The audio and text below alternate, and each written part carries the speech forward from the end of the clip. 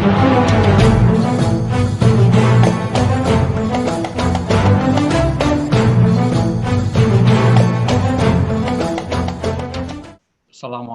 warahmatullahi wabarakatuh. Waalaikumsalam warahmatullahi wabarakatuh. Alhamdulillahirabbil alamin, nahmaduhu wa nusallimu ala rasulihil karim. Asyhadu an la ilaha illallah wahdahu la syarikalah wa asyhadu anna Muhammadan abduhu wa rasuluh. Qala Nabiyyu sallallahu alaihi wasallam, "Man yuridillahu bihi khairan yufaqihu fiddin." Wa qala aidan, "Man salaka tariqan yaltamisu ilman sahalallahu tariqan ilal jannah." Wa qala ta'ala fil kitabil karim, "Ya ayyuhalladzina amanu qu anfusakum wa ahlikum naro." Sadaqal halim wa sadaqal rasul karim wa nahnu ala dzalika minasyaitin wa syakirin walhamdulillahirabbil alamin. Yang sangat saya takdimi, saya hormati, saya banggakan, saya muliakan. Mudah-mudahan Allah berkahi hidupnya dunia sampai akhirat. Senior saya, guru saya sebetulnya, Direktur Pesantren Sains Trend Sains, Ustadz Muhammad Fahru Roni. Yang saya hormati para wakil direktur, kepala sekolah, Pak Muhammad, Pak siapa? Enggak disebut namanya ini, segenap asatidzat dan juga para wali santri di 28 provinsi dan segenap keluarga besar Trend Sains. Pertama, izinkan saya mengapresiasi yang luar biasa kepada kegiatan pagi hari ini, di mana Rasulullah mensabdakan orang baik itu satu saja kalau dia paham agama. Sebagaimana hadis yang saya baca tadi, Bukhari dan Muslim muttafaqun alaih meriwayatkan, barang siapa yang dikehendaki baik oleh Allah, artinya orang yang baik di mata Allah itu hanya satu, yaitu orang yang paham agama.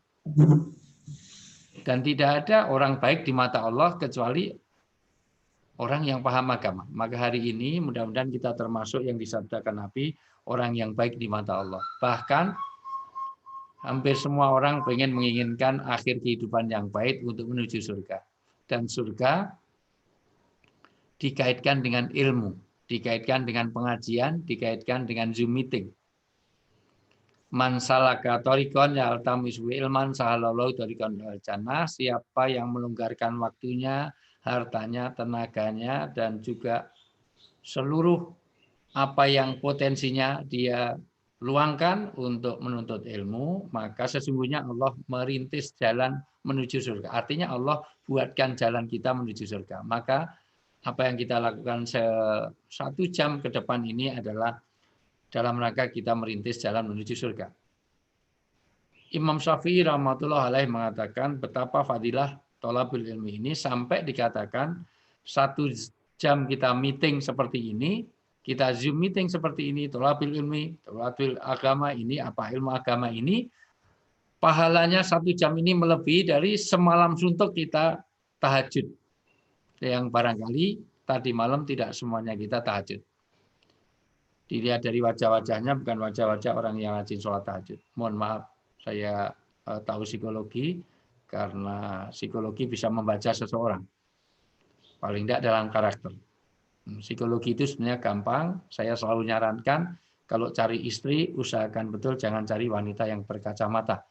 Karena temuan psikologi modern, orang yang berkacamata itu kalau udah nikah ada kecenderungan kurang setia. Itu terbukti secara empiris. Kenapa wanita yang berkacamata kalau udah nikah nggak setia? Karena wanita yang berkacamata ini kalau udah nikah, kalau bangun tidur dia tidak mencari suaminya, tapi mencari mana kacamata saya. Nggak ada hubungannya, Bu, nggak usah dilepas kacamatanya. Bahkan khairukum man ta'alamal Qur'an wa 'alamah. Di dalam hadis yang lain Rasulullah mensabdakan, tolong perhatikan ini sabda Nabi, Nabi nggak pernah bohong. Yang biasa bohong itu bukan Nabi, itu wali santri SMA Trend Sains. Karena Nabi adalah sidik, amanah, tabligh, fatona, al-amin, maksum. Nabi itu nggak pernah bohong. Nabi mensabdakan khairukum man ta'allamal Qur'an wa 'allama, orang yang baik itu orang yang belajar dan mengajarkan Al-Qur'an. Ingat, nanti diterangkan oleh Ustaz Fahrurani bahwa mohon maaf di situ wawunya ataf. Orang yang belajar dan mengajarkan. Jadi semua yang ikut Zoom meeting ini ada kewajiban belajar tapi juga harus mengajarkan. Maka tahun depan enggak usah bingung-bingung cari ustadz karena semuanya akan jadi ustadz dan ustadzah. Karena ini tugas kita belajar dan mengajarkan. Maka tidak cukup kalau kita hanya beragama ini, mohon maaf, memahami agama, tetapi juga harus memahamkan orang lain dalam beragama. Kita sekarang belajar, tapi suatu ketika kita juga harus mengajarkan. Minimal kepada anak istri kita sesuai dengan tema kita ini, bagaimana orang tua menjadi guru yang terbaik bagi anak-anaknya. Bahkan kepentingan menuntut ilmu ini saja, itu dalam kondisi apapun tidak boleh ditinggalkan. Dalam kondisi perang saja tidak boleh meninggalkan pengajian. Maka kalau ada pandemi sampai di Transcend ini, mohon maaf, Transcend ini tidak adakan pengajian, berarti dia tidak paham tentang bagaimana kewajiban menuntut ilmu. Dalam kondisi perang saja tidak boleh pengajian itu ditinggalkan. Ketika Madinah diserang musuh, maka karena yang menyerang adalah tentara sekutu dari orang-orang kafir Quraisy dan sekaligus ditambah dengan orang-orang munafik, bahkan ditambah dengan orang-orang Yahudi dan Nasrani yang membelot dengan perjanjiannya, maka seluruh pemuda bela negara semuanya keluar dari Madinah. Di saat keluar dari Madinah inilah, maka diturunkan surat At-Taubah ayat 122. Boleh dong saya dibacakan hostnya? At-Taubah ayat 122. Bismillahirrahmanirrahim. Ayo. Dan tidak sepatutnya orang-orang mukmin itu semuanya pergi ke medan perang. Ya. Mengapa? Sebagian dari setiap golongan di antara mereka tidak pergi untuk memperdalam pengetahuan agama mereka dan untuk memberi peringatan kepada kaumnya apabila mereka telah kembali agar mereka dapat menjaga dirinya. Ya. Ayat ini turun ketika itu Madinah diserang musuh. Maka ada bela negara, ada wajib bela negara, dan itu jihad yang memang diperintahkan.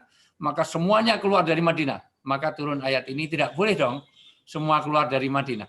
Harus ada sebagian yang menuntut ilmu. Maka kalau hanya masalah pandemi, tidak boleh kita meninggalkan. Artinya pandemi ini tidak ada alasan untuk meninggalkan menuntut ilmu.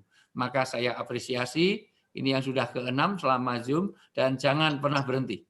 Karena itu pentingnya ilmu. Sekali lagi, ilmu dikaitkan dengan surga, ilmu dikaitkan dengan baiknya seseorang, bahkan ilmu tidak boleh ditinggalkan dalam kondisi perang sekalipun. Untuk itu, izinkan saya mengapresiasi luar biasa.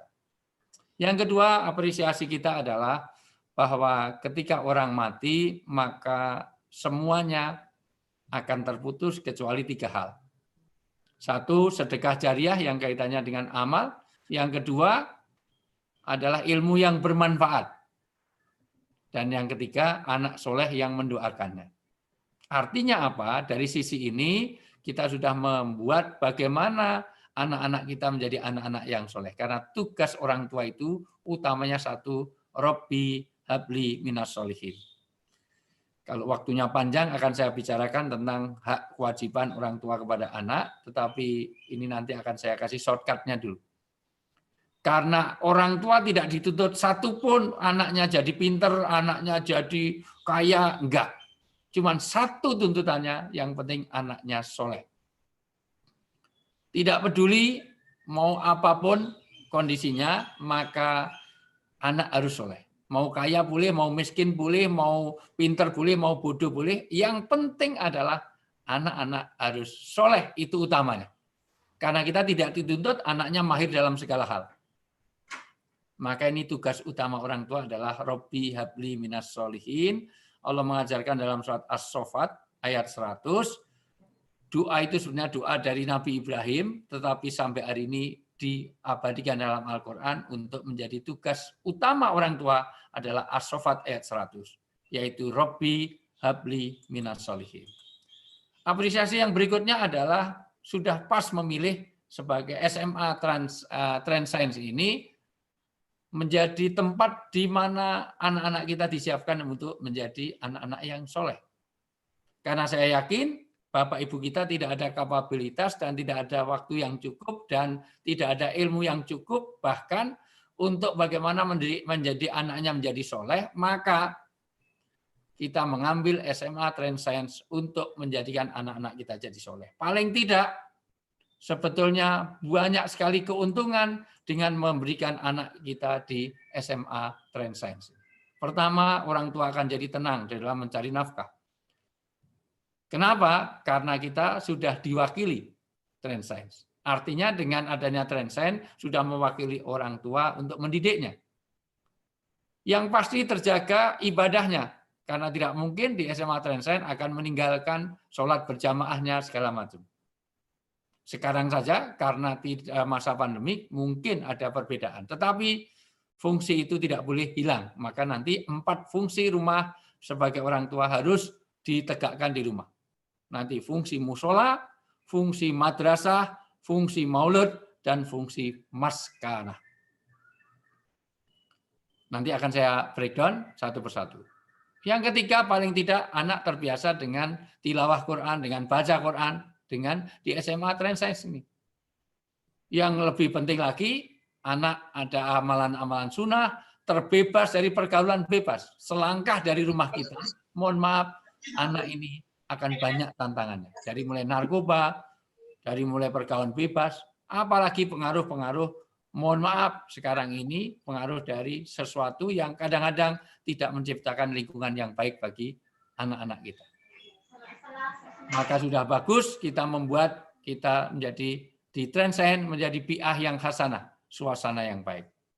Paling tidak anak selalu mendoakan orang tuanya, jangankan kita sudah meninggal, masih hidup saja selalu didoakan. Dan tidak mungkin kalau anak ini anak soleh, kalau dia akan selalu mendoakan. Untuk itu, sekali lagi, apresiasi yang ketiga adalah bahwa Bapak Ibu semuanya sudah tepat memasukkan anaknya di SMA Trans Science Muhammadiyah Sragen ini. Untuk itulah maka izinkan saya untuk menyampaikan pertama bahwa tugas orang tua karena dia utamanya adalah ku anfusakum wa ahlikum naro. Tugas orang tua itu yang penting adalah terjaganya anak-anak dan juga seluruh keluarganya dari api neraka. Prinsip anak itu lahir dalam keadaan fitrah, kullu mauludin yuladu alal fitrah, setiap bayi yang lahir itu adalah fitrah. Kayak tabula rasa, kayak sesuatu yang putih bersih. Orang tuanya lah yang menjadikan Yahudi, Nasrani, Majusi, Dharma Gandul, Uka-Uka, Gentayangan, Uji Nyali, Gadoloco, sangat tergantung apakah dia akan jadi orang Muslim atau non-Muslim, itu tergantung orang tuanya, maka ini tugas utama.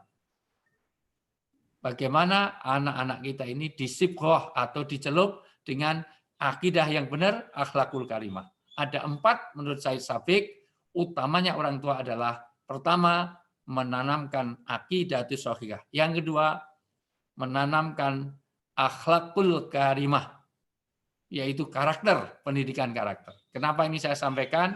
Pendidikan di zaman modern gagal menciptakan sarjana yang berkarakter. Maka alhamdulillah ada SMA Trans Science, di mana orang tidak didik hanya isi kepala, tetapi juga rongga dada.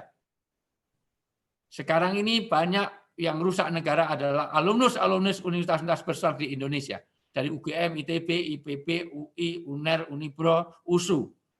Itu yang mayoritas banyak merusak negara ini. Dia pinter tetapi tidak benar.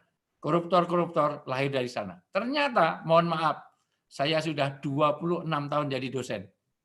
Di Gajah Mada, mohon maaf, saya tidak pernah berpikir tentang bagaimana karakter itu diajarkan. Karena Anda kalau mau masuk UGM, masuk UI, tidak ada hubungannya dengan karakter. Orang habis nyopet di Malioboro, itu tes di UGM tetap diterima. Orang nggak punya utang piutang yang banyak, nggak dilunasi, itu ujian doktor tetap lulus. Orang itu mohon maaf, nggak pernah sholat, nggak pernah puasa, masuk di IAIN tetap diterima, bisa tetap lulus, bisa jadi SAG, sarjana alam gaib. Karena IAIN tidak ngurusi tentang karakter. UGM tidak ngurusi tentang karakter.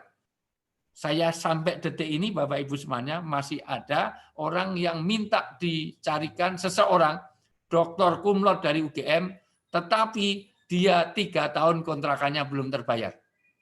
Sementara dia sudah pindah ke Sumatera, sudah balik ke universitasnya. Saya kehilangan kontaknya, karena dulu yang ngantar cari kosnya saya. Ternyata kontrakannya masih utang 3 tahun, belum terbayar, lunas. Artinya apa? Dan doktornya tidak dicabut sama sekali, karena doktor tidak ada kaitannya dengan karakter. Maka yang berikutnya, kata Said Sabiq, tugas orang tua adalah memberi taklim ilmu nafi, yaitu memberikan ilmu-ilmu yang bermanfaat. Maka di SMA Trend Science bukan hanya karena agama, tetapi ulama di dalam sains. Karena ulama sebetulnya merefer kepada bahasanya, semua ahli itu adalah ulama pada bidangnya masing-masing. Dan ini adalah tergantung kita, karena setiap manusia yang terlahir itu ada, mohon maaf, ada 2 sifat alamiah dasar. 1 sifat dependensi, 2 sifat otonomi. Dependensi adalah sifat yang kita ghairu mughayyarat, yang no choice. Yang mohon maaf diwariskan itu sesuatu yang generatif, artinya orang tua kita siapa itu nggak bisa memilih. Kalau boleh milih, mungkin anak kita tidak ingin jadi anak kita. Mungkin ingin jadi anaknya presiden. Mungkin, mohon maaf, kalau boleh milih, mungkin anak-anak kita pilih jadi anaknya Pak SBY, anaknya Pak Jokowi. Bisa nyalonkan wali kota. Tapi itu bukan pilihan. Tempat lahir kita di Bantul, Sentul, Brosot, Congot, Sragen, Klaten, bukan pilihan. Bahkan mohon maaf, jenis kelamin kita jadi laki dan perempuan, itu bukan pilihan. Tapi mohon maaf, maka itu tidak saya bahas. Yang kita bahas hari ini adalah sifat yang otonomi. Kalau yang tadi adalah predestination, sesuatu takdir yang ghairu mughayyarat, hari ini izinkan saya untuk menyampaikan sesuatu yang otonomi. Artinya, anak kita jadi baik dan buruk. Kita ini mau jadi beriman atau kafir, kita itu mau rajin atau malas, kita ini mau tertib atau tidak tertib, itu pilihan kita. Maka itu yang dimintai pertanggungjawaban, bahwa Anda lahir di Sragen atau di Solo tidak ada urusan.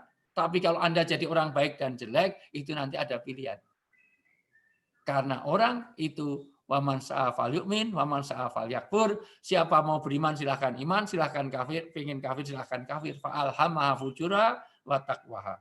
Setiap orang itu diberi peluang untuk memilih jalan-jalan yang menyesatkan atau ini. Maka anak-anak kita mohon maaf, jangan pernah protes, mohon maaf, karena nanti tidak ada orang surga neraka dikaitkan dengan tempat lahir, dikaitkan dengan dia orang suku Jawa, Sunda, atau Dayak, atau Bali, tidak ada hubungannya. Yang diperkarakan adalah bagaimana sesuatu yang bisa memilih. Yaitu kita baik dan buruk, kita iman atau kafir, tertib atau tidak, itu adalah sesuatu pilihan yang harus kita usahakan. Untuk itu, mengapa orang tua menjadi hal yang penting di dalam pendidikan ini? Karena sesungguhnya di dalam masa pandemi ini tidak boleh kita tinggalkan tentang bagaimana orang tua itu menjadikan rumahnya menjadi 4 fungsi utama. Bagaimana orang tuaku adalah guru yang baik, kalau bisa menjadikan rumah di saat pandemi, di saat corona ini, rumah harus menjalankan 4 fungsi utama rumah. Fungsi yang pertama, rumah harus jadi, mohon maaf, harus jadi maskana, yaitu tempat tinggal, yaitu tempat di mana orang akan menjadi tenang, tentram, di mana anak-anak akan terlindungi di dalamnya. Ini fungsi utama dari rumah. Boleh saya dibacakan surat An-Nahl ayat 18?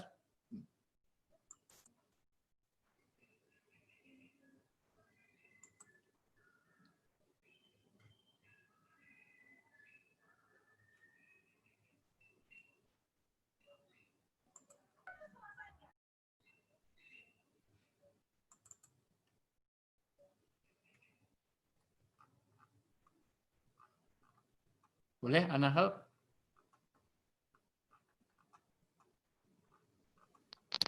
Fungsi rumah pertama, gagal kalau kita menjadi orang tua, kalau rumah kita itu tidak menjadikan tempat di mana Anak-anak kita akan jadi terlindungi.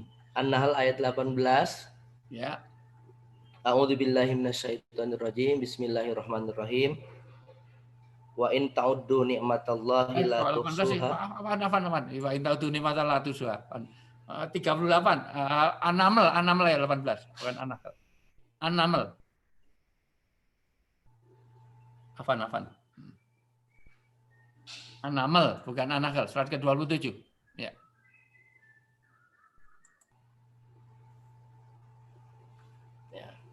A'udzubillahi minasyaitonirrajim. Bismillahirrahmanirrahim. Hatta idza atau ala wadin namli qalat namlatun ya ayyuhan namlu udkhulu masakinakum la yahtimannakum Sulaimanu wa junuduhu wa hum la yash'urun.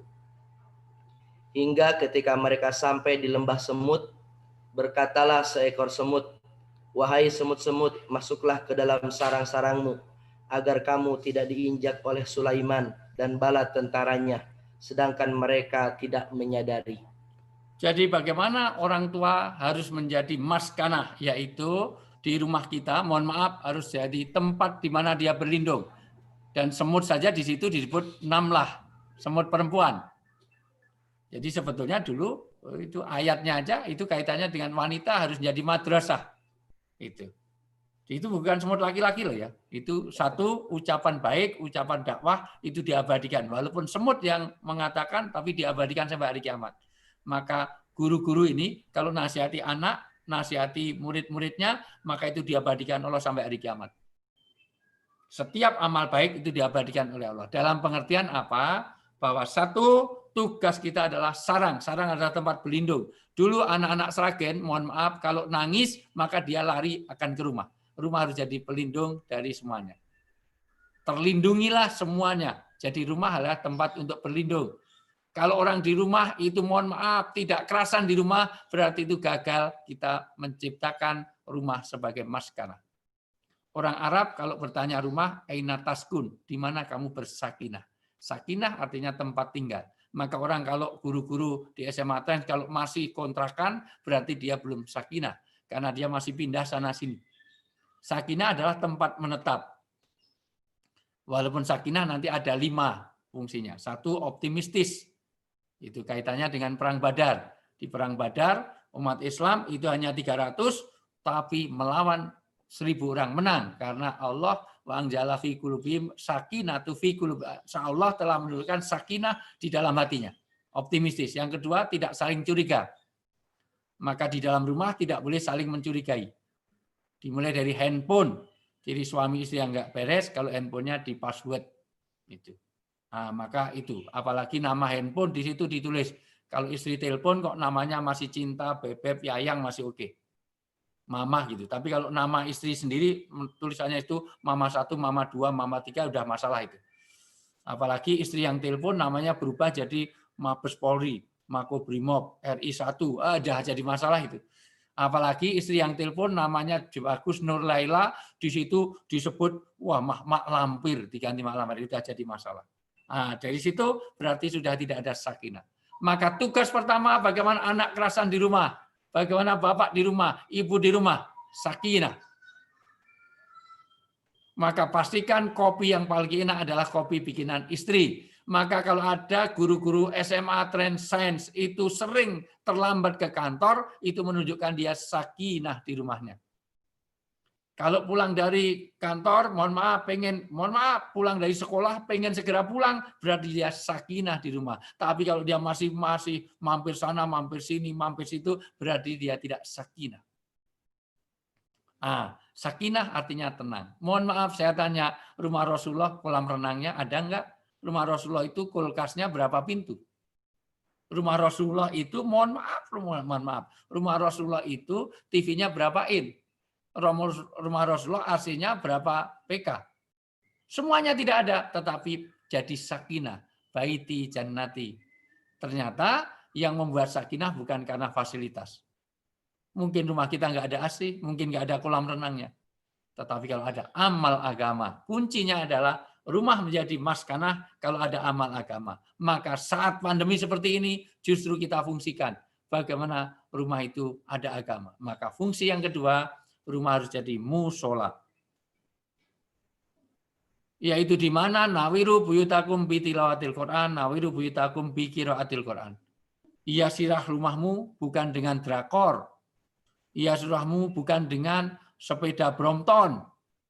Hiasilah rumahmu itu dengan bacaan Quran. Bacaan Quran bukan sekedar kaligrafi. Meskipun kaligrafi juga termasuk menghiasi Quran, bagus menghiasi rumah. Walaupun yang pas. Jangan kamar tamu dikulisi kulu wasrobu wala tusrifu. Itu ditaruh di kamar tamu. Makan minum jangan banyak-banyak. Ditempelkan di kamar tamu. Itu orang pelit. Tapi prinsipnya adalah bagaimana rumah ditempatkan untuk baca Quran ada di situ. Supaya hiasilah rumahmu dengan bacaan Quran. Dibaca surat Al-Ankabut ayat 45. Utlu ma uhiya ilaika minal kitabi wa aqimis sholah. Inna sholata tanha anil faksai wal munkar. Coba dibaca yuk. Al-Ankabut ayat 45.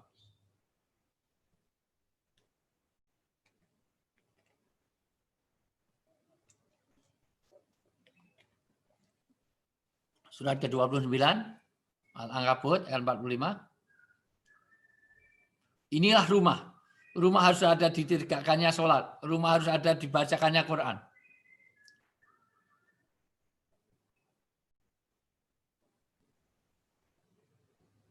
Ayo, monggo. Siapa ini yang tidak harus hostnya? Siapa yang siap? Al-Ankabut ayat 45.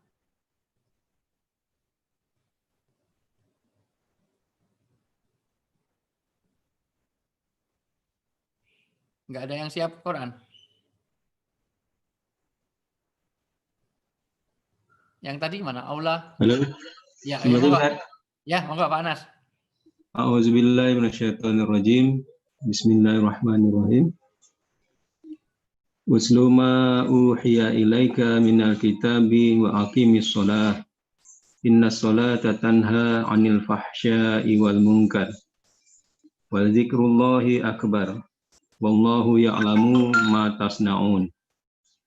Bacalah kitab Al-Quran yang telah diwahyukan kepadamu Muhammad dan laksanakanlah sholat. Sesungguhnya sholat itu mencegah dari perbuatan keji dan mungkar. Dan ketahuilah, mengingat Allah, sholat itu lebih besar keutamaannya dari ibadah yang lain. Allah mengetahui apa yang kamu kerjakan. Ayat ini diawali dengan satu amar atau perintah bahwa tugas kita di rumah ini, mohon maaf, harus mampu, mohon maaf, di rumah orang itu harus membaca Quran. Walaupun ada 5 kewajiban terhadap Al-Quran. 1 membacanya. Kalau orang hanya membaca, hanya dapat hadiah, tapi nggak dapat hidayah.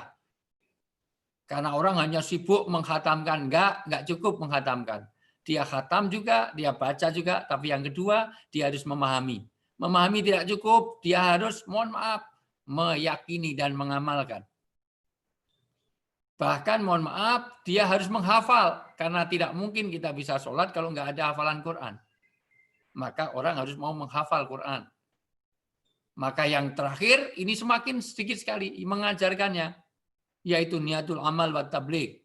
Setiap orang harus mengamalkan apa yang ada dalam Al-Quran dan menyampaikan pada orang lain, minimal kepada anak istri kita, minimal pada kerabat kita. Dan itu tugas yang ini. Semakin kurang 5 kewajiban terhadap Al-Quran ini. Membacanya, memahaminya, menghafalnya, mengamalkan, dan menyampaikan orang lain. Dan itu fungsi rumah. Rumah harus ada pembelajaran Quran. Yang ketiga, rumah harus jadi madrasah. Supaya apa? Itu. Kalau yang kedua tadi jadi musola, bukan berarti kita bikin musola di rumah, tapi ada tempat di mana rumah itu dipakai untuk sholat. Ini juga berupa fasilitas. Kalau anaknya 5 perempuan semuanya, jangan mukenahnya hanya 3. Untuk gantian sampai sini hitam semuanya, apa yang pakai jenggotan semua. Nah, itu namanya kurang perhatian.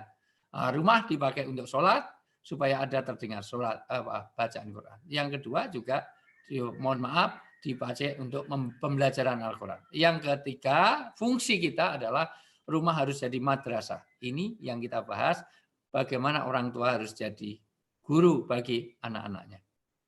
Al-umu madrasatil ula wa madrasatil aulad. Ibu adalah sekolah yang utama dan pertama bagi anaknya. Maka ibu harus pinter.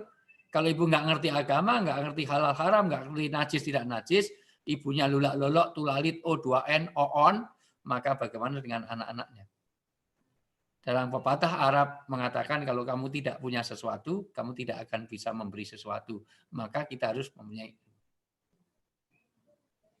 Mohon maaf, sebentar ada instruksi. Ustaz, masuk aja, Ustaz. Ya, mohon maaf. Ini karena hari Sabtu ini biasanya saya mengumpulkan seluruh alumnus dari Makkah, Madinah, dan juga dari Al-Azhar, Pak. Itu memang Sabtu pagi ini. Semua kitab yang di belakang ini semuanya turun nanti. Dari semua musnad Imam Ahmad aja dari ujung sana sampai ujung sini. Jadi memang saya mohon maaf, ini Sabtu ini memang setiap Sabtu kita nampung semua masalah dan semua kitab kita turunkan untuk semacam bahsul masail, semacam majlis tarjihnya lah gitu. Untuk merekap pertanyaan yang masuk. Dari mulai macam-macam. Ya, ini masih banyak ke rumah tangga. Ya, bagaimana perselingkuhan, di mana kawin lagi segala macam. Ada yang pertanyaannya gimana kalau suami saya kawin lagi itu saya bunuh apa saya bunuh diri, itu juga ada juga itu. Oke, prinsipnya saya ulang, fungsi rumah yang ketiga saya ulang. Fungsi rumah yang pertama adalah sebagai maskanah. Tempat di mana dia harus kerasan di rumah. Tempat di mana tadi 16 saja dia masuk ke sarang-sarangnya, masakinahum. Yaitu kepada tempat maskanah orang Arab, tanya rumah selalu aina taskun, di mana kamu bersakinah. Maka tugas di dalam rumah harus kerasan. Kalau ada anak nggak kerasan di rumah berarti kita gagal jadi orang tua. Ada suami nggak kerasan di rumah berarti tengok dulu, mungkin istrinya nggak pinter masak. Pastikan masakan yang paling enak adalah masakan istri. Tapi nggak bisa masak, go food. Ya, jadi sebelum suami datang sudah kita pesan masakan, suami datang pura-pura masak ulang, dipanaskan ulang, seolah-olah kita yang masak. Nah, pokoknya bikin masakan terenak, semua kerasan di rumah. Nah, jadi pastikan rumah adalah tempat berkumpulnya, tempat di mana enjoy di dalamnya. Gimana caranya? Ada amal agama. Yang kedua, sebagai musola, rumah gagal kita punya rumah kalau rumah tidak dipakai untuk ibadah. Yang ketiga, rumah harus jadi madrasah. Sehingga betul-betul dibaca surat At-Tur ataupun surat Ar-Ra'd dulu, Ar-Ra'd ayat 23. Bagaimana kita bisa reuni di surga bersama pasangan-pasangan kita, bersama anak cucu kita. Rumah harus jadi madrasah. Ayo dibaca surat Ar-Ra'd ayat 23.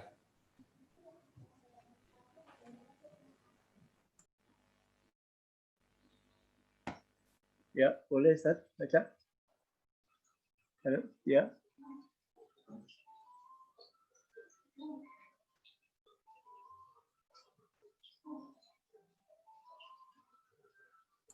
Monggo Pak Iskak. Bismillahirrahmanirrahim. Jannatu 'adnin yadkhulunaha wa man salaha min abaihim wa azwajihim wa dzurriyyatihim wal malaikatu yadkhuluna 'alaihim min kulli bab.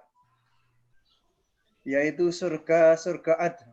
Mereka masuk ke dalamnya bersama dengan orang-orang yang saleh dari nenek moyangnya, pasangan-pasangannya dan anak cucunya.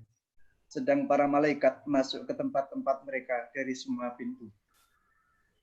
Ya. Sering dikatakan istri-istrinya, padahal itu zaujun itu bisa suami istri, artinya pasangan. Dia akan masuk surga bersama pasangan-pasangannya, bersama bapak-bapaknya, bersama cucu, cicit, canggah, waring, udeg-udeg, tebok kosok, gantung siwur, semuanya akan berkumpul di surga. Maka di rumah harus bisa mensurgakan. Gagal kita punya rumah kalau rumah tidak menciptakan optimistis dari semua warganya menuju surga. Maka ini fungsi rumah. Rumah harus mensurgakan sehingga nanti ada reuni di surga. Jangan sampai nanti bapak ibunya di surga, anak-anaknya itu, atau malah anaknya yang di surga ternyata bapak ibunya itu ketinggalan. Di mana dicari bapak ibunya nggak ada. Apalagi dalam surat At-Tur ayat 21. Pentingnya kita memasukkan di SMA Trend Sign ini supaya nanti kita bisa terangkat derajat kita di surga. Coba At-Tur ayat 21. Surat ke-52 atur ayat 21. Sampai dihubungkan, dipertemukan. Artinya dipertemukan ini kalau kita ada kekurangan, mohon maaf, karena surga kita terlalu pendek, nanti dinaikkan, diangkat. Begitu dalam tafsir Ibnu Katsir, nanti disambungkan kepada anak kita yang hafalannya jauh lebih banyak daripada orang tuanya. Orang anaknya paling enggak 3 juz di SMA Trend Science ini. Sementara bapaknya trikul, 3 kul, kulhu, kul au, plus ina atau ina. Itu, ya ini.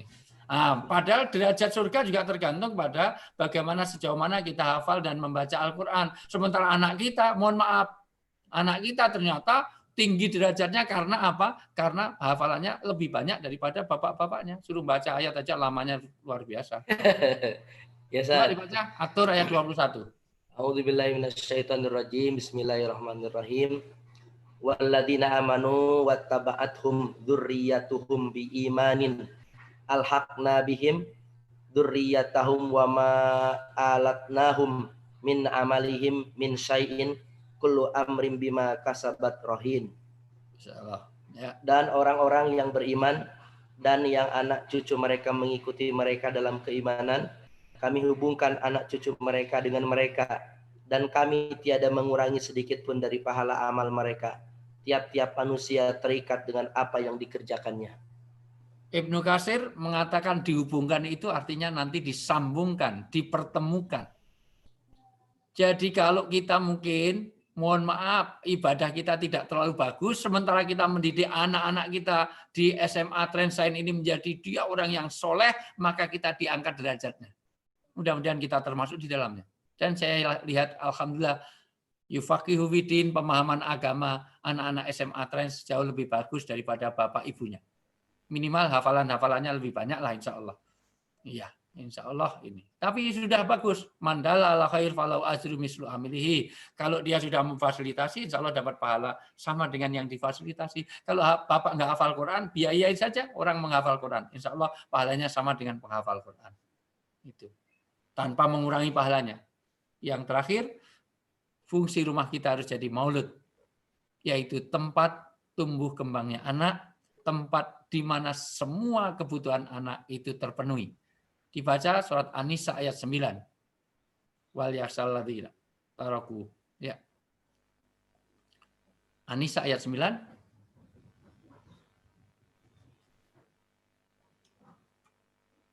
Ada 4 kewajiban orang Islam. Ya. A'udzubillahi minasyaitonirrajim. Bismillahirrahmanirrahim. Wal yakhshal ladzina law taraku min khalfihim dzurriyyatan dhi'afa khafu 'alaihim falyattaqullah wal yaqulu qaulan sadida. Ya. Dan hendaklah takut kepada Allah orang-orang yang seandainya meninggalkan di belakang mereka anak-anak yang lemah, yang mereka khawatir terhadap kesejahteraan mereka. Oleh sebab itu hendaklah mereka bertakwa kepada Allah dan hendaklah mereka mengucapkan perkataan yang benar. Ada 4 kewajiban orang tua. Ingat, karena orang tua jadi guru, jadi madrasah tadi, maka ibu itu adalah sekolah bagi anaknya, maka ibu harus pinter, saya ulang lagi, itu. Kalau ibunya lelak-lelok, tulalit, minimal bisa bedakan antara, oh papa segera pulang, ngapa kita kedatangan densus, ngapain nanyakan jumlah anak, jumlah keluarga, itu sensus. Masa anaknya di SMA Transen, ibunya nggak tahu densus sama sensus. Papa rumah dikasih, oh wah ini mau dikasih internet, sudah saya chat, itu Ethernet. Mau internet sama Ethernet nggak bisa bedakan. Nah, itu. Bapak juga harus, kalau ibu sekolah, maka bapak harus jadi kepala sekolahnya. Kalau hanya ibu, mohon maaf, ibu itu sekolahan, tapi mohon maaf, sekolah bagi anak, lah bapak kepala sekolahnya. Jadi kalau bapak itu karena kepala sekolah, kalau bapak hanya membetulkan keran, membetulkan listrik, membetulkan yang bocor, itu bukan kepala sekolah, itu tukang. Itu, mohon maaf, bapak tukang itu bukan kepala sekolah. Itu. Apalagi bapak hanya ngasih makan, ngasih minum, ngasih itu. Nggak cukup. Kalau bapak, mohon bapak, hanya ngasih fasilitas berarti bapak ATM. Itu bukan bapak. Itu ATM saja. Ibu nggak usah cari suami, cari bapak. Cari ATM saja sudah cukup. Nikah aja dengan ATM lebih tersedia. Itu lebih tersedia daripada bapaknya musim pandemi, urusannya ODP, orang nggak punya penghasilan. Ini OTG, orang tanpa gaji. Maka sekali lagi, ada 4. 1, jangan sampai meninggalkan anak lemah. Seluruh ulama sepakat. NU, Muhammadiyah, HPA, HTI, FPI, semuanya sepakat.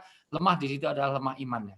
Maka tidak boleh meninggalkan anak yang lemah imannya, lemah mentalnya, lemah psikisnya, lemah ruhaninya. Ini pertama. Maka utamanya adalah bagaimana aqidatus shahihah ditanamkan. Yang kedua, jangan sampai menelantarkan. Itu yang kedua tadi. Ayat An-Nisa ayat 9 tadi. Maka kalau rumahnya rumah kecil di apartemen tipe studio atau mungkin rumahnya di perumahan tipenya 21, rumahnya tipe RSS, SSS, rumahnya sangat sempit, sedikit semen, susah selonjor, sumpah sekali. Mohon maaf, maka jangan bikin anak terlalu banyak. Mohon maaf, ini juga kesejahteraan. Mosok kamarnya 2, anaknya 8. Yang 3 tidur rumah, yang 4 di musola, yang lain titipkan mertua. Asal dikirim ke SMA Trans saja, sudahlah disantrenkan saja. Itu namanya dia tidak memfungsikan rumah untuk mesejahterakan. Itu. Maka yang ketiga, bagaimana mendidik ketakwaan, dan yang keempat, bagaimana kita mendidik akhlakul karimah. Said Syafiq mengatakan bagaimana taklim ilmu nafi pertama, yang kedua pertama akidah, kedua akhlakul karimah, ketiga taklim ilmu nafi, dan yang keempat amalus soleh. Meskipun qaul itu nanti ada 5, ada qaulan sadida, ada qaulan ma'rifah, ada qaulun baligho, ada qaulan layyina. Nanti kita terangkan di Zoom meeting berikutnya. Kalau semuanya saya terangkan, nanti panitia nggak menghubungi saya lagi. Tetapi anak bagi orang, maka saya ulang supaya dicatat baik-baik. Bagaimana fungsi orang tua di dalam rumah? Rumah harus memfungsikan 4 hal. Rumah harus jadi maskanah, tempat di mana dia ada optimis, tempat di mana orang terlindungi, tempat di mana orang kerasan di rumahnya, rumah yang mensurgakan, baiti jannati. Meskipun itu ternyata hadisnya nggak jelas, baiti jannati itu, ya. Mohon maaf, itu sumbernya nggak jelas itu. Nah, bahwa baiti jannati memang itu satu yang disarikan Quran hadis, tapi sumber hadisnya sendiri itu masih diperdebatkan, debatable. Artinya apa? Dari sisi ini, mohon maaf, rumah harus jadi maskanah, tempat untuk sakinah, tempat untuk tidak saling menyakiti, tidak itu semuanya. Yang kedua, karena anak kalau nangis pasti larinya ke rumah. Kandaki bapakku polisi segala macam dulu waktu kecil, ya gitu. Yang kedua, rumah harus jadi musola. Gagal kita punya rumah kalau tidak dijadikan musola. Bukan bikin musola di rumah, tapi ada ibadah di rumah. Yang ketiga, rumah harus ada madrasah, maka harus ada taklim di rumah. Taklim apa? Utamanya adalah taklim yufaqihu fiddin, pahamkan agama, tahu najis tidak najis, tahu halal haram semuanya. Terakhir, rumah harus jadi maulud. Untuk itulah maka anak itu bisa menjadi 4 hal. Mohon maaf, bisa menjadi masalah, bisa menjadi fitnah. Dalam surat Al-Anfal ayat 28, wa'lamu annama amwalukum, inama amwalukum wa auladukum fitnah. Anak dan harta dan anak-anakmu bisa menjadi fitnah. Contohnya Nabi Nuh. Nabi Nuh salah satu dari anaknya Nabi Nuh namanya Kan'an, itu termasuk jadi fitnah, termasuk istrinya. Istrinya Nabi Nuh namanya Bunuh. Dan istrinya Nabi Lut namanya Bulut. Bunuh dan Bulut termasuk orang yang tidak bisa menjadikan zina atau zina. Yang kedua, anak bisa menjadi zinatul hayah. Bagaimana anak bisa menjadi perhiasan? Tidak mungkin anak jadi perhiasan kalau ibu tidak berfungsi sebagai umun. Dari kata umun ada 2 derivasi. 1, dari kata umun ada kata umat. Maka tugas ibu bagaimana menjadikan anak-anak yang umat yang taat. Dari kata umun ada kata imam. Maka tugas ibu juga bagaimana membuat kepemimpinan, leadership menjadi imam-imam yang adil. Minimal dia adil terhadap dirinya sendiri. Itu. Yang berikutnya, anak bisa menjadi qurrata a'yun. Sebagaimana doa kita di dalam surat Furqan 74 itu, Rabbana hab lana min azwajina wa dzurriyyatina qurrata a'yun. Ya Allah, ya jadikan anak kami ini yang sedap dipandang mata. Dan imam bagi orang yang bertakwa. Bukan imam bagi ligoniyin, bukan. Bukan imam bagi orang kaya, bukan orang pintar. Imam bagi orang yang bertakwa. Artinya pemimpin di atas ketakwaan. Untuk itu, yang keempat, jangan sampai anak jadi aduun. Yaitu anak yang jadi musuh bagi kita semuanya. Untuk itulah maka peran ibu menjadi penting, peran bapak menjadi penting, dan disitulah anak jadi Yahudi, Nasrani, Majusi, Dharma Gandul, Uka-Uka, Gentayangan, Uji Nyali, Gadolojo, mau jadi Sunda Empire atau mau jadi kerajaan, itu semuanya tergantung kepada itu. Prinsip ada 14, saya bacakan cepat. Kalau perlu nanti saya share, gitu ya. Atau saya boleh dibacakan, ada prinsip dasar, ada 14 ini. Saya share screen ya. Tolong dibacain, ya. Mohon maaf. Saya share screen dulu.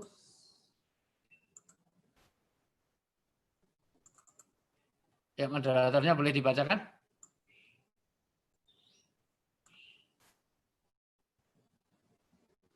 Ayo dibacakan. 14 prinsip ini. 14 prinsip dasar. Ya. 1. Anak-anakmu bukan pilihanmu. Mereka menjadi anak bukan karena keinginan mereka, tetapi karena takdir Allah. Ya, jadi Allah telah menakdirkan menjadi anak kita. Dan kita bukan pilihan kita. Karena kalau pilihan, mungkin kita ingin cari anak kita enggak seperti itu. Demikian juga anak kita, mungkin kalau boleh milih, enggak pengen jadi anaknya bapak. Pilih jadi anaknya. Kalau boleh milih, mungkin bapak-bapak, anak-anak kita pilih jadi anaknya Pak SBY, nanti bisa dapat Anissa Pohan.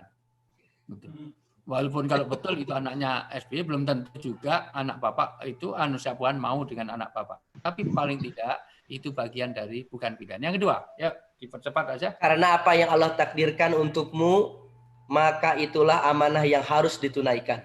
Maka anak menjadi amanah. Karena itu sudah ditakdirkan oleh Allah jadi anak kita, maka itu jadi amanah. Kenapa? Ini berkaitan dengan janji. Terus? Orang tualah yang ingin memiliki anak dan keinginanmu adalah janjimu kepada Allah. Maka tepatilah janjimu karena akan Allah minta pertanggungjawabannya. Kalau Anda sudah mengusahakan pengen punya anak, maka kalau anak sudah diberikan, maka itu janji. Janji harus ditepati. Itu. Nanti boleh kapan-kapan saya share itu. Terus? Allah tidak membebanimu melampaui kemampuanmu, maka bersungguh-sungguhlah.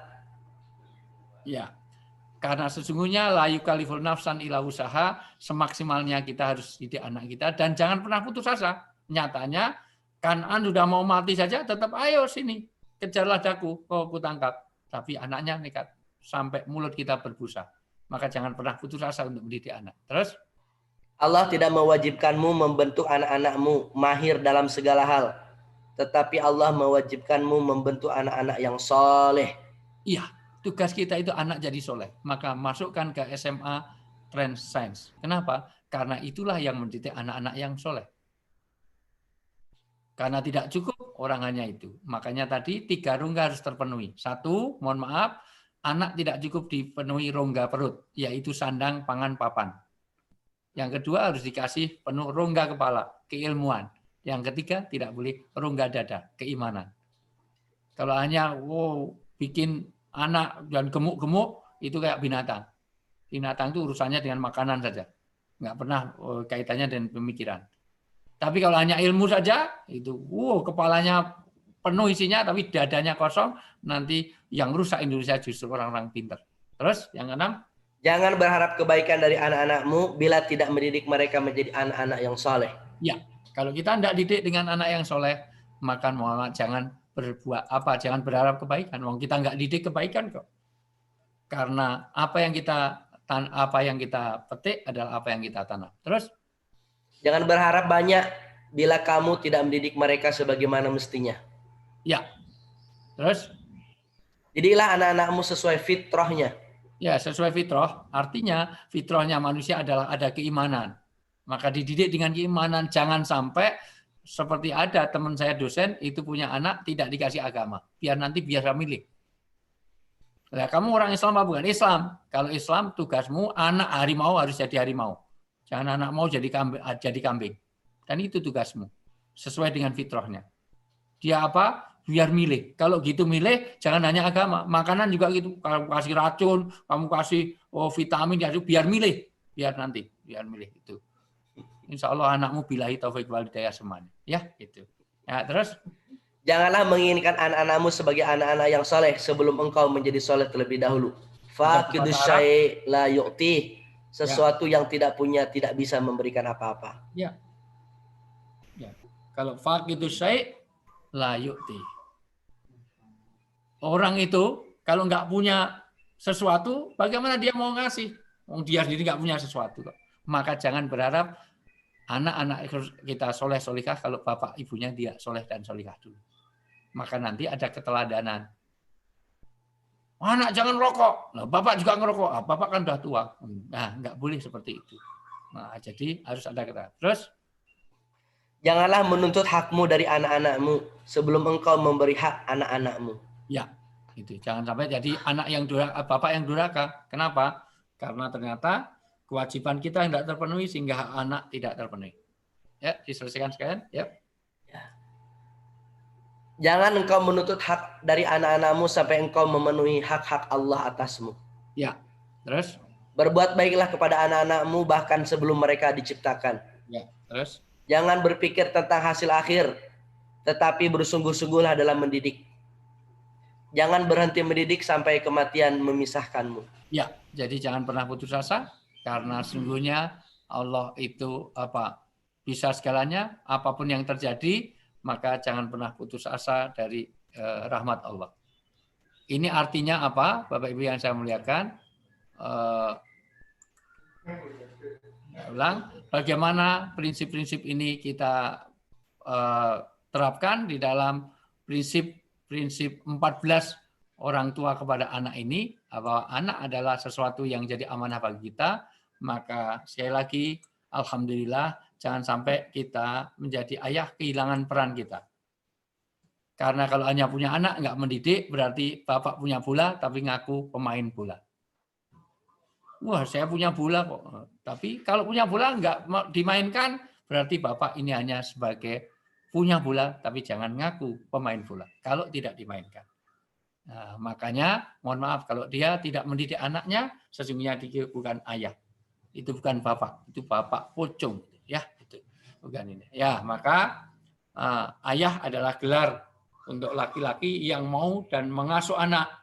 Kalau dia tidak mengasuh anaknya, maka dia bukan ayah sebetulnya. Oke, apalagi nanti kaitannya dengan ibu. Bagaimana ibu itu paling dekat dengan anak, karena anak kalau nangis mesti yang disebut pertama ibu. Jarang bapak. Walaupun bapak kadang nggak paham. Ibu-ibu berarti minta ibu lagi nih. Oh, enggak, bukan Anda ada kaitannya dengan itu. Ya, begitu pengantar saya, ternyata sudah hampir 1 jam saya ini biar ada dialog. Karena sebetulnya mau saya sambung tentang bagaimana pengajaran di dalam Islam ini. Karena mohon maaf, tugas kita ini, mohon maaf, pengajaran kita pertama harus ada qudwah, yaitu ada contoh. Jadi pengajaran kepada anak itu harus ada contoh. Ya. Artinya bapak harus menjadi teladan. Bukan dia menyuruh, tapi mengajak. Kuping apa sungu? Kuping apa tanduk? Ya, kuping, dengar adanya, dengar. Sana ke masjid. Anaknya suruh ke masjid, bapak ibunya nonton TV, nonton drakor, itu semuanya. Berarti dia tidak mendidik. Maka mendidik di dalam Islam itu dia harus menjadi qudwah, menjadi uswah. Dan pengajaran dalam Islam itu nanti bitadrid, yaitu dengan latar kabun atau bakon antobak harus meningkat setingkat demi setingkat, dan tentu di usia-usia beda tingkat pendidikannya berbeda. Artinya yang penting adalah ada 5 hal yang dicatat. 1 harus jadi qudwah. Yang kedua harus ada adah, yaitu pembiasaan. Di rumah tolong dibiasakan, Pak, biasakan kebaikan. Karena sesuatu yang tadi beban, sekarang jadi pelepas beban. Orang itu kalau nggak biasa sholat itu beban. Tapi kalau udah biasa sholat jadi pelepas beban. Mau tidur belum sholat isya, rasanya nggak nyaman. Kita biasa subuhnya pagi, kesiangan, rasanya nggak nyaman. Wow, kerja keliru. Kenapa subuhnya kesiangan? Jam berapa? Jam 7. Dan biasanya jam berapa? 6:30. 6:30 juga kesiangan. Ya. Yang berikutnya perlu mauidhah, yaitu dengan nasihat. Dan ada bahkan di dalam mulakhadah ini ada mekanisme kontrol, bahkan ada uqubah. Uqubah ini adalah ada sanksi ada denda dalam pengertian nanti ada kesepakatan antara anak dengan orang tua yang disepakati di rumah. Bahwa boleh main handphone, tetapi waktunya ini, jamnya gini. Karena sekarang semakin tidak terkontrol mengenai penggunaan handphone. Saya rasa itu sudah, ini moderator sudah 1 jam kok didimin aja. Ini kalau sudah habis waktunya. Ini kalau di TV saya sudah tanda tangan 6 kali ini. Diem aja udah 1 jam. Ya. Monggo silakan. Saya masih ada sambung lagi, nanti ada Zoom meeting lagi nih soalnya. Masya Allah. Ya Ustadz, kita genapkan sampai jam 9 Ustadz. Masih Silakan. ada ya. Bapak Ibu yang dirahmati Allah Subhanahu wa taala, kami tunggu pertanyaan muncul di Zoom chat. Ya, sementara ini ada pertanyaan Ustadz. Ya. Terkait dengan tantangan wali santri, tantangan orang tua kita semua terkait dengan anak-anak sekarang akrab dengan internet seiring dengan belajar online, tapi di saat yang sama virus game ini luar biasa. COVID-nya nggak kena, tapi virus gamenya luar biasa. Ya. Barangkali ada trik-trik bagaimana Ustadz dari pengalaman atau dari pengalaman orang tua yang lainnya. Monggo Ustadz. Ya. Nanti khusus mengenai parenting boleh diagendakan nanti next. Saya akan bicara total kaitannya dengan di era digital ini karena mohon maaf rata-rata anak-anak kita itu anak-anak milenial sementara orang tuanya kolonial. Jadi sering nggak nyambung. Bahkan kita itu sering menghubung-hubungkan, oh zaman bapak saya dulu gini, oh saya ini jalan kaki sana kemari, ini nggak nyambung. Sudah nggak masanya menceritakan tentang dulu. Itu dulu, sekarang sudah beda ya. Kalau mau jalan kaki ya bapak sana, itu semuanya. Nah, maka di era digital ini ada satu perubahan yang harus disadari. Pertama, ya, harus disadari. Itu. Pertama. Bahkan kita masih ada kaset tape recorder, ada flash disk, ada sekarang ada CD. Sekarang CD aja, itu anak-anak yang sekarang nggak ngerti Pak, apalagi kaset. Tape ada kasetnya itu menjelaskan mohon maaf saya itu punya keponakan Pak itu nggak paham kaset itu anak-anak SD yang masuk sekarang aja nggak ngerti itu tape recorder kaset sementara kita dulu kan masih ada kaset wayang ketoprak segala macam itu semuanya maka untuk itu ada beberapa yang harus diadaptasikan. Nah, ini mohon maaf karena agak panjang sebetulnya tapi prinsipnya jangan ada hukuman Pak, tapi ada sanksi. Sanksi itu beda dengan punishment. Yaitu bikin kesepakatan dengan anak. Karena pertanyaan seperti ini, setiap saya bicara mengenai parenting, selalu pertanyaannya ini. Bagaimana anak saya itu nyandu dengan gadget? Lah saya tanya, yang belikan handphone siapa? Ya saya. Lah yang belikan kamu kok yang nanyanya ke saya? Aneh. Kecuali kalau saya ngasih, kamu tanyanya ke saya. Nah, maka konsekuensinya kita harus tahu, bagaimana anak itu. Maka bagaimana kita mengendalikan yang penting Pak Ibu karena apalagi di saat pandemi anak tidak mungkin lepas dari gadget. Yang penting ada kesepakatan. Waktunya 2 kontennya. Ya, waktunya 2 kontennya. 3 hubungan sosialnya. Seasik apapun game kalau dipanggil orang tuanya dia harus mendahulukan orang tuanya. Karena anak sekarang lebih taat kepada handphone daripada kepada orang tuanya. Oh, handphonenya dari langsung lari. Orang tuanya manggil 5 kali, nggak datang. Itu. Maka kalau anak minta uang, jangan dikasih. Suruh minta kepada handphone. Karena kamu lebih taat kepada handphone. Kamu lahirnya dari handphone. Handphone tuh hamil terus keluar kamu, maka wajahmu kayak kipet. Nah, untuk itu ada kesepakatan. Maka dibikin duduk bareng, Pak. Karena kalau anak idealnya kalau sudah pakai handphone, sebetulnya dia sudah biasa untuk bikin kesepakatan bareng, komitmen bareng. Gitu. Begitu, Pak, itu. Nanti karena kaitannya dengan perkembangan, nanti tentu harus saya bicarakan tentang bagaimana perkembangan itu. Karena paling tidak kita harus menambah pengetahuan kita.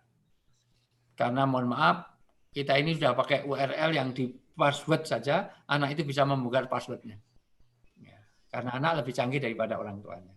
Nah, maka kalau nggak ditanamkan kesadaran dari awal, maka nanti tidak cukup pengawasan kita. Ya. Baik Ustadz, terima kasih. Ini sudah hampir jam 9. Mudah-mudahan kita nanti bisa bertemu lagi di lain waktu, Ustaz. Ya, insya Allah nanti saya masih karena sebenarnya ini tadi banyak ke pengantar. Bagaimana tugas seorang ibu yang ideal, bagaimana jadi ibu yang bagus, bagaimana qaulan ma'rifah, qaulan baligha, qaulan layyina, itu anak harus tahu itu. Itu masih banyak panjang hal. Belum lagi bagaimana anak itu harus diberi perangkat yang kaitannya dengan sesuai keperluan. Kalau kita kan sesuai keinginan. Nah, anak nangis, apalagi parah kalau kita punya teknologi gadget itu menggantikan peran orang tua. Ini parah sekali. Daripada nangis ya sudahlah, ini mainan itu. Berarti anak orang tua sudah diambil alih. Jadi orang tuanya handphone. Baik, mohon maaf sudah jam 9, ini 9.30 saya harus on. Saya mohon closing statement dan kita sama-sama berdoa, Ustadz. Mohon panjenengan bisa memimpin doa untuk sama-sama untuk wali santri semuanya, untuk kita semuanya. Nanti doanya dari Ustadz saya aja, udah Fahrul ya. Ya. Baik. Tapi prinsipnya pertama Bapak Ibu semuanya, di saat seperti apapun jangan pernah tinggalkan peran kita sebagai orang tua. Di saat rumah tangga kita ini saat pandemi, sesungguhnya ini cara Allah untuk meningkatkan kualitas kehidupan kita, karena setelah corona umat manusia akan menjadi lebih baik.